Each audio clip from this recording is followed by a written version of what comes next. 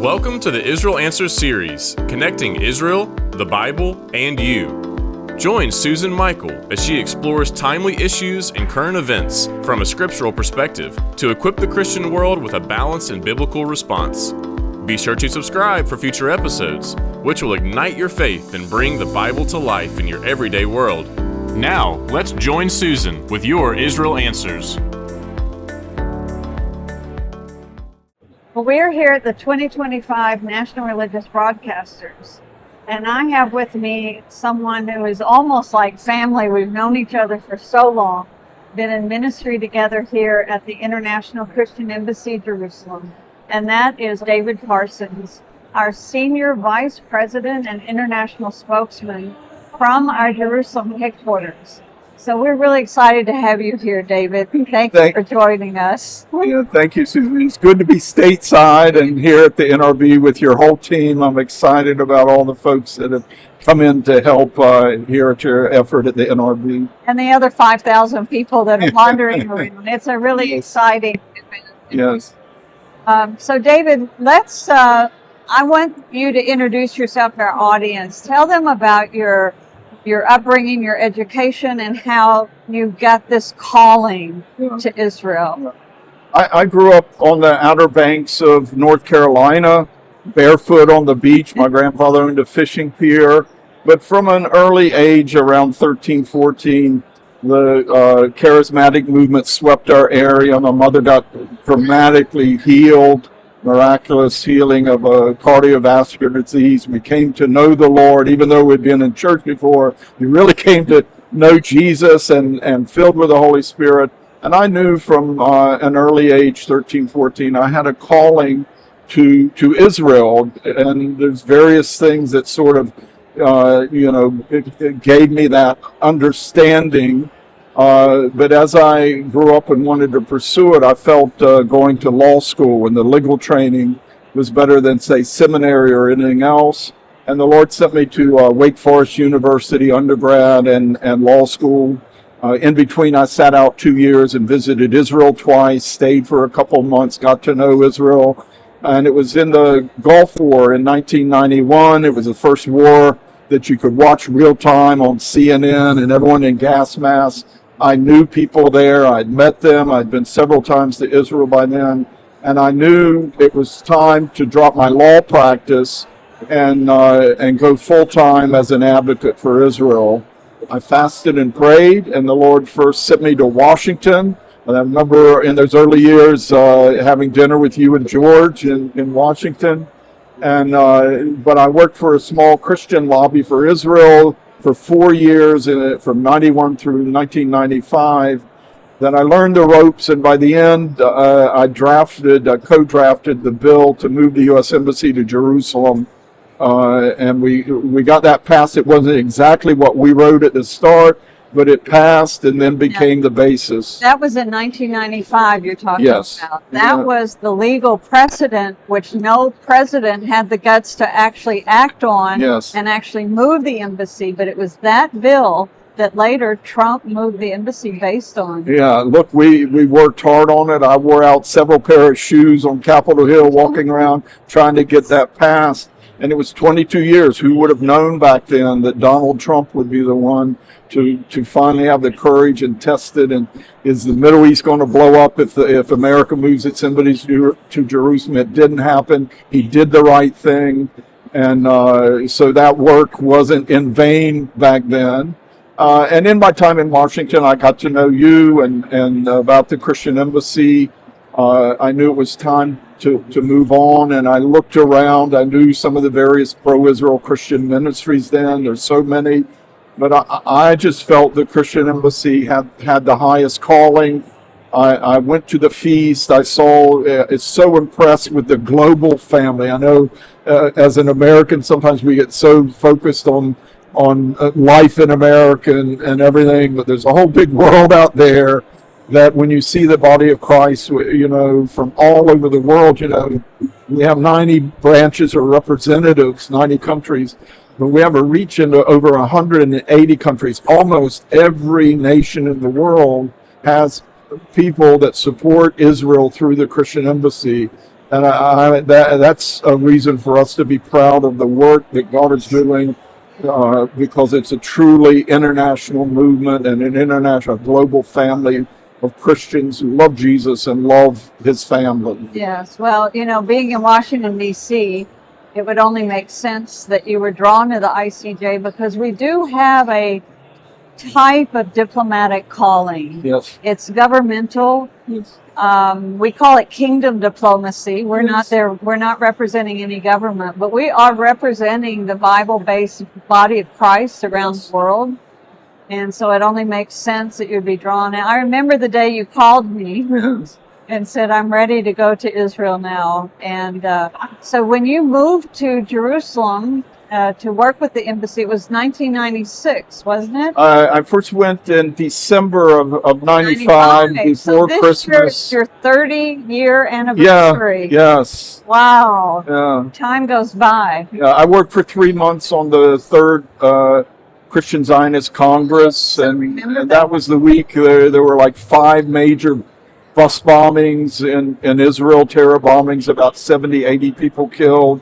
It was horrible, but it also was the sort of moment that we've gotten used to where Israel is hurting, Israel is isolated, Israel feels the whole world against them, and the Christians are standing there at their side. And that was a tough week for Israel, but we put out powerful statements then. It is this sort of, spiritual diplomacy. I know we call it kingdom or faith diplomacy. I think it has a certain spiritual level of comforting the Jewish people that we're called to that really has an impact on the Israeli people. There's unique moments where God is always placed. October 7 in the war is another one. Yes. Because we were there with 700 Christians 2 days before, right on the Gaza border, planting trees, and then it all blew up 2 days later in the very areas we were. But it's been incredible to see the Christian response post October 7 all around the world, including from the U.S., to help us meet the needs in Israel. Well, it's so great that even though you felt this calling as a young person, that you went to law school and got credentialed and got educated, because God has used that. Mm-hmm. You have been a leading voice in our whole movement through your political analysis, and then, of course, also your biblical analysis. But as a lawyer, you have an ability to write and articulate and defend and present a case and understand the politics. And you've been a blessing through the ICEJ. I know many probably here at the NRB have read your articles and been blessed by your analysis. And so I just want to encourage young people to go to school and get educated and professional. God will use in very effective ways. Now, you can use everybody and anybody, but he used you so effectively because of that education. Some people, they require that degree. God can use anyone, but some, to open certain doors, having that degree helps. But going to law school, I've just realized over the years, the legal training helps you identify issues and how to marshal the arguments to put it down, all the Palestinian claims, and also it's helped me understand the Bible in a different way. Even Paul was a lawyer. He was educated in the law of Moses, and you'll see him talking about how a testament or will doesn't speak until death. And the whole concept of covenant, it's a contract, but it's divine, made by a God who cannot lie. It's impossible. We have all kinds of contract law to keep people to their promises, but with God and his promises over Israel, Susan, what a comfort to know we serve a God who does not lie, impossible. He won't change his mind about Israel. And that sort of training has helped me make that argument. And I hope because of others in the movement, like Malcolm Haddon, like Jürgen Duhler, I think we put out the most solid theological teachings on why to support Israel that you'll find out there. And we've definitely been the thought leaders in the Christian Zionist world, yeah, and you've been a key part of that. yes. Yeah, a blessing. So I want to congratulate you on your 30-year anniversary. Yes. And I know that you're a man of the Word. You study it a lot, and a man of prayer and of faith. So what is it that God's put on your heart in these days? I mean, you've seen a lot in Israel, and from Israel you have a unique view globally, but I'm sure that God's stirring something in your heart for these days. Well, I think we're at a monumental turning point in the region, in the Middle East, that this war and even the fall of the Assad regime in Syria, the Trump administration coming in and wanting to shake things up, not return to the status quo of Hamas in Gaza and Hezbollah in Lebanon, things changing in Lebanon, the Abraham Accords. There's so many things sort of conjoining that this is kind of like the 67 war, the Six-Day War, where things really changed. There's an opportunity for Christians to really pick up the prayer burden and the advocacy burden to make sure the Arab countries go in the right direction, reject Hamas. And we're at a time coming out of this, I think there's a whole new level of interest among a whole new wave of Christians interested in Israel and what's going there and how it's prophetic and shows we're in the end times. And I just sense God is raising up a new generation to take us from this moment forward in a movement that through our ministry we see it's reached just about every nation on earth. And so it's a calling. The U.S. is so important to how we reach all the other nations too. And there's I feel we're going to pass the baton on to capable young men and women who God is calling to carry this mission of comforting Israel and helping them reach their prophetic and redemptive destiny in God. That I'm excited about the future, even though we've been through a lot of pain over the last 16 months in Israel. Yeah, that's really gives me great hope to know that you're hopeful. I want to go back to what you were talking about, that this is a moment of change for the whole region. And I think 50 years from now, we'll look back and it'll be October the 7th is the turning point. So many changes. Yes. I can't say what all they're going to be. Yes. But it's a major turning point. And, we've now in the United States, we have this new administration, Trump, and my fear is that a lot of the Christians will now sit back, and relax, and take a big deep breath, sigh of relief. Judgment isn't about to fall. We've got a government on our side, going to turn this around. We can just rest now. And that is the opposite of what we should be doing. We've got to take advantage of the moment. Exactly. Because we can now get the job done. Yes. And we can get it done faster and easier, but it still has to be done. We still have the work to do. And that's my message as I talk to people, is do not sit back and relax over this. But in Israel and the Middle East, what are some of the changes that, if you were going to be prophetic now, you want to give me some predictions? What do you think is going to happen? I tend to stay away from all this Gog and Magog speculation because I've seen it for 40 some years now, and we got our feet on the ground, but our thoughts on God and the direction. It does seem within Israel there's a real move back to God. All the soldiers going into Gaza were praying the Shema and praying to God, and all these hostages, so many of them that are making it out, have these incredible testimonies how faith sustained them. And these were secular people at this music festival, where you dance and all the drugs and all that. Something about a lot of them, they're turning to God. They're looking for an answer in the God of Israel, and many are seeing He's been faithful to help the nation through this. The government's done well, but really it's God's hand over the nation. And that is a good trend. And we also see something like the Isaiah 19 vision of reconciliation between Israel and Egypt, my people, and Syria, the work of my hand, and Israel, my inheritance. It's the end of Isaiah chapter 19, the historic reconciliation of the Abraham Accords. There's an opportunity for that to expand to Saudi Arabia, to Lebanon, even, who knows, Syria. They just accepted welcomed a delegation of Jewish leaders from America or elsewhere to visit Damascus. Incredible. So there are opportunities, but you can't sit back and relax. President Trump is the gift that keeps on giving to the pro-Israel community. And you could, take a couple minutes to list all that happened on his first term, that a lot of the stuff we weren't even asking for. He recognized Israeli sovereignty over the Golan. You'd wanted that for years, but who dare think to ask? And he did it.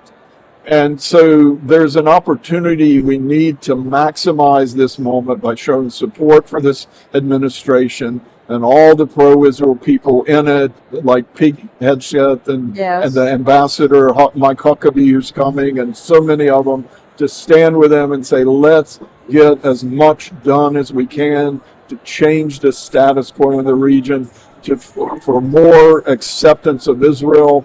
And in the midst of it, the Israeli people, the Jewish people, are saying, look, God is with us, and it's those Christians who are making this happen. That's a powerful testimony. Do you think Saudi Arabia is going to come to the table and be part of the Abraham Accords? While Biden was still president, they were still saying we can't have this normalization until the Palestinian issue is dealt with and all. They've been holding that line, but things may change under Trump. What's happening behind the scenes, I think we're going to get surprised where this may go. Before, the Crown Prince Mohammed bin Salman wasn't so hard set on, he said, we'll accept a future Palestinian state. Well, I'm okay if people support a future Palestinian state, as long as it's always in the distant future. Yeah, and normalize. And for me, the whole concept of normalization with Israel, it's all about you losing your abnormal hatred and obsession with Israel and the Jewish people. It's you becoming normal in the way you view them and treat them. And I think we are going to see more of that, even despite this war, that process. But we got to pray it through. You got to birth it through into a new season that hopefully it also allows the gospel to come into some of these Arab countries more freely. I think that, it's really amazing if you think 20 years ago and you looked at the Middle East, to think that this is even possible, even what we have already, that United Arab Emirates, look at that friendship with Israel. That's astounding. I would have never guessed. Yes. It's like, if you had told me, I would have said, you're crazy. Yes. But, and I believe Saudi Arabia, the leaders, maybe not the populace, I don't know where they stand, but the leaders do want it, and they realize that they've got to move their countries into the 21st century, and they've got to move past that 7th century hatred that the Quran feeds in them, and these jihadist movements are feeding. And I think it's going to happen. They need to shut down Al Jazeera. Yes. Because its main audience is the Arab publics in these countries that are starting to normalize with Israel. They are undermining the legitimacy of those governments and regimes, and it's not good. I'd like to see the United States get tough with Qatar about their relation with Hamas, with Iran, and about their really hostile, demonic Al Jazeera television, which preaches jihad in all the region and stirs the Arab street against their own rulers. Yeah. Well, then let's talk about the second part of your earlier statement where you began to talk about the next generation of Christians and why you feel so dedicated or so convinced is the word that God's raising up a new generation. My prayer is that He raises up a new generation, but how do you see that? What are the indications that you see? Well, some of our younger folks on staff in Jerusalem, Yeah. they know how to get into the Google Analytics, like what are the terms that people are searching. And one of the biggest terms that people are doing Google searches since October 7 is Christian Zionism. So we've started a whole new teaching series going back to some of the basics that Malcolm Heading first helped us with. Jürgen Buehler, our president, and I and others have helped develop understanding the sure theological foundation of the restoration of Israel based on God's promises to Abraham, to Moses, to David, and even the New Testament affirms this last day restoration, and how to understand the whole sweep of the Bible and the centrality of Israel in it. And it's a whole new generation that needs this understanding rather than a lot of speculation about what's next on the prophetic calendar and getting obsessed with the dark side of prophecy. We've majored as a ministry on that positive side of prophecy concerning Israel, especially the return, Aliyah. I'm excited we're going to hit 200,000 Jews that we've helped home within the next 2 years or so. So many other areas that the opportunities for our ministry are there, and the young people are curious and getting excited, and we're trying to reach out to them through all these social media platforms that each sort of generation has their own niche. We were Facebook, and then there's Instagram and TikTok and all these other platforms that there's Christian Zionist content on them now, because we're being very deliberate about reaching them, and there's a lot of interest in it. Yeah, and that's great, and to reach that next generation, you're right. We have to go back and start laying the foundations again. We know this, and it seems sort of old, but you got to give that fresh take. Jesus said a good sage brings out a little old and a little new out of his cupboard. And so post October 7, we've got to present support for Israel in order to stand up to all these horrific lies against Israel, genocide and everything has been thrown at them, and it still stands up. God is still on the throne, yes, and He's still restoring Israel. Yes. David, you've been there almost 30 years now. Share with our audience one of the most touching moments during your 30 years there. It may have been October 7th, it may have been before, but just a moment that you'll never forget. Yeah, I have so many. There's one that's very precious to me because I've handled our media coverage, and the media is always presenting us as dangerous even to Israel, that we really don't love Israel. We think 2/3 of the Jews will die, so 1/3 finally come to Jesus. We don't teach that. And but it's impacted a lot of Israelis, and some think we're dangerous missionaries. And there was one year where someone got to the chief rabbis and said, those Christians are just coming to missionize. They don't care about us. They just think we're players in their dark, scenario, prophetic scenario.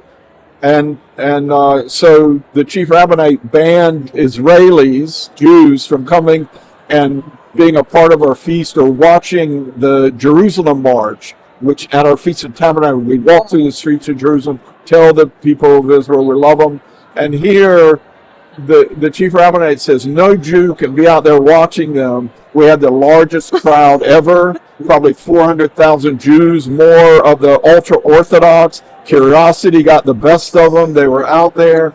And I remember when at the assembly point, when we bring all the nations together to start walking up, there were all these little kids coming up to me and saying, "You are welcome, you are welcome," in their little bit of English. You are welcome here. We love you. We love you. And we knew that we had become like the talk around the dinner table, around the whole nation, and that young generation was longing to see us and get the flags and the candy we'd hand out. And for me, it speaks of the young people in Israel growing up with a good testimony about Christian supporters of Israel.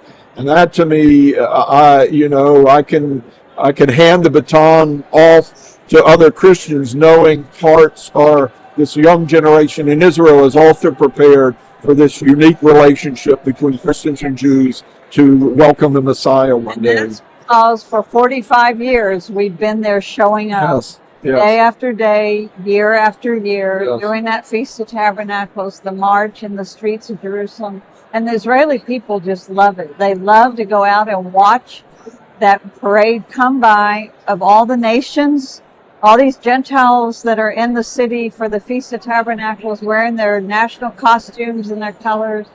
And it's just a beautiful ministry of comfort to the people. But I'll say this, that all of our feast tour groups, when you ask them what was your favorite part, it was the march, Yes. Jerusalem march. No. To see the faces of the Israeli people, to hug them. Many Yes. times you're hugging them, they're saying thank you, and the little kids are coming up, and it's just such a tangible touch and eye-to-eye contact with the people that we're praying for, that we're supporting, that we're there to bless. It's phenomenal. We had around 700 Christians who made it to the feast this past October and joined the Jerusalem March.